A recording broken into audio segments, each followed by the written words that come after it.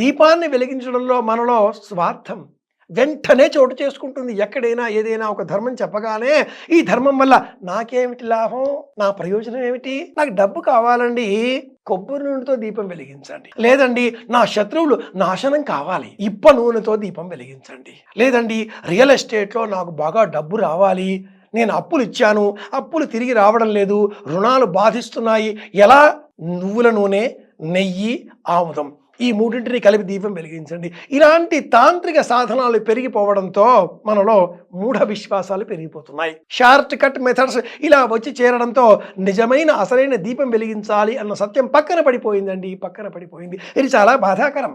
దీపంలో ఎన్ని వత్తులు వెయ్యాలి, దీపంలో ఎన్ని దీపాలు వెలిగే చివరలు ఉండాలి, దీపం ఏ సమయంలో వెలిగించాలి, దీపం వెలిగించకూడని సమయం కూడా ఉంది. మిట్ట మధ్యాహ్నం 12 గంటల నుంచి 3 గంటలు ఈ మధ్య సమయంలో దీపం వెలిగించకూడదు. అలాగే అర్ధరాత్రి 12 గంటల నుంచి 3 గంటలు ఈ మధ్య సమయంలో ఇది 3వ యామం, దీపం వెలిగించకూడదు, ఇది 3వ యామం.